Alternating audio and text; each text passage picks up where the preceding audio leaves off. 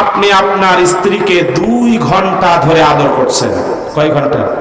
2 ঘন্টা ধরে আপনি আপনার স্ত্রীকে আদর করছেন। 2 ঘন্টা পরে ওই স্ত্রীর সামনে আপনার শ্বশুরের একটা খারাপ সাইড তুলে ধরবেন, দেখবেন 2 ঘন্টার আদর 1 সেকেন্ডে শেষ।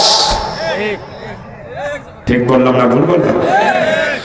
আর আপনার স্ত্রীর সাথে আপনার ভালো সম্পর্ক চলছে না, স্বামী স্ত্রীর ভিতরে মনোমালিন্য, কিছুক্ষণ পরে ওই স্ত্রীর সামনে আপনার শ্বশুরের একটা ভালো সাইড তুলে ধরবেন, দেখবেন সব গন্ডগোল কিছুক্ষণের ভিতরে মীমাংসা হয়ে যাবে।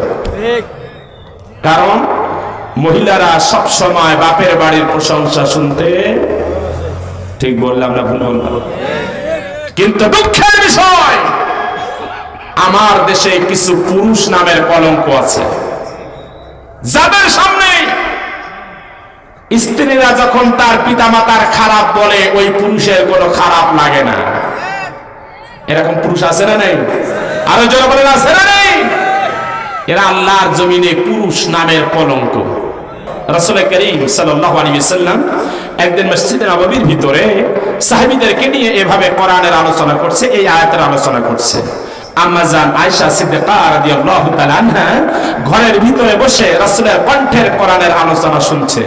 বয়স তখন তার 13 বছর। কয় বছর? আরো যারা বলেন কয় বছর? আলোচনা শেষ, নবীজি ঘরের ভিতরে প্রবেশ করেছে। তাকায়া দেখে আয়েশা রাদিয়াল্লাহু তাআলা আনহা পা দুইটা সামনে দিয়ে বসে, পা দুইটা সামনে দিয়ে বসে আছে। দীর্ঘ সময় আলোচনা করার কারণে নবীজি ক্লান্ত হয়ে পড়েছে। আস্তে করে আয়েশা রাদিয়াল্লাহু তাআলা আনহার উরুর উপরে মাথাটা রেখে নবীজি শুয়ে পড়লেন। এমন সময় আয়েশা রাদিয়াল্লাহু তাআলা আনহা দরজার ফাঁক দিয়ে মদিনার স্বচ্ছ পরিষ্কার আকাশের দিকে তাকায়া দেখে, মদিনার স্বচ্ছ পরিষ্কার আকাশে লক্ষ কোটি কোটি তারকারাজি বিরাজ করছে। নবীজির মুখের দিকে তাকিয়ে বলেন, ইয়া রাসূলুল্লাহ, ইয়া হাবিবাল্লাহ। দরজার ফাঁক দিয়ে তাকিয়ে দেখেন মদিনার স্বচ্ছ পরিষ্কার আকাশে লক্ষ কোটি কোটি তারকারাজি বিরাজ করে। ওগো আল্লাহর নবী, আমি আয়েশা আপনার কাছে জানতে চাই, পৃথিবীর ভিতরে আপনার এমন কোন উম্মত আছে নাকি যে উম্মতের আমলনামায় আল্লাহ রাব্বুল আলামিন আকাশের লক্ষ কোটি কোটি তারকারাজি সমতুল্য সওয়াব লিখে দিয়েছেন?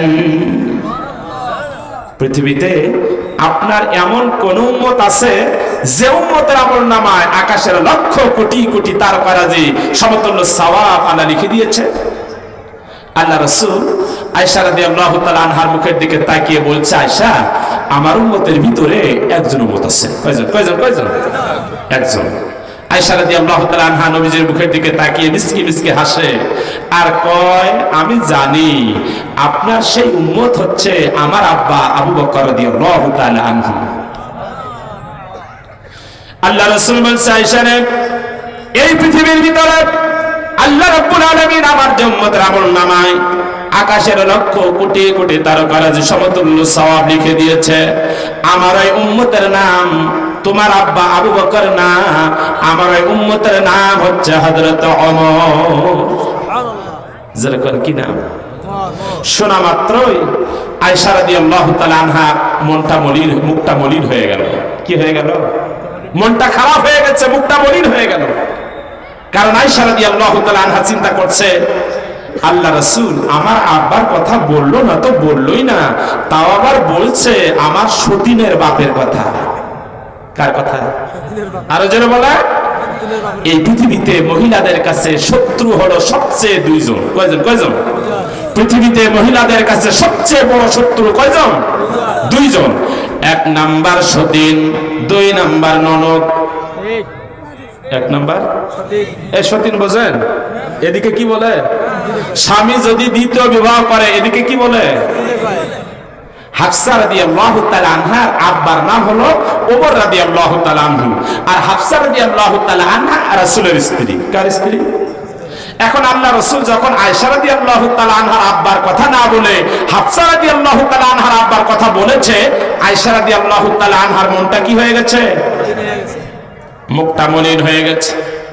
আল্লাহ রাসূল তাকায়া দেখে আয়েশা রাদিয়াল্লাহু তাআলা আনহা মুখটা মলিন করে বসে আছে। নবীজি মুখের দিকে তাকিয়ে বলছে, আরে আয়েশা, আমি তোমার আব্বার কথা বলি নাই, এজন্য বুঝি তোমার মনটা খারাপ হয়ে গেছে। আয়েশা রে, তুমি তো জানো না পৃথিবীর ভিতরে আমার যত উম্মত আছে সমস্ত উম্মতের আমলনামা যদি এক পাল্লায় রাখা হয় আর তোমার আব্বা আবু বকরের আমলনামাটা যদি আরেকটা পাল্লায় রাখা হয়, দুনিয়ার সব উম্মতের থেকে তোমার আব্বা আবু বকরের আমলনামার পাল্লাটা ভারী হয়ে যাবে। শোনা মাত্রই আয়েশা রাদিয়াল্লাহু তাআলা আনহা খুব খুশি হয়ে গেল। যখন কি হয়ে গেল? কারণ পৃথিবীতে আপনি খেয়াল করে দেখবেন, মহিলারা সব সময় বাপের বাড়ির প্রশংসা শুনতে ভালোবাসে। ঠিক বললাম না ভুল বললাম?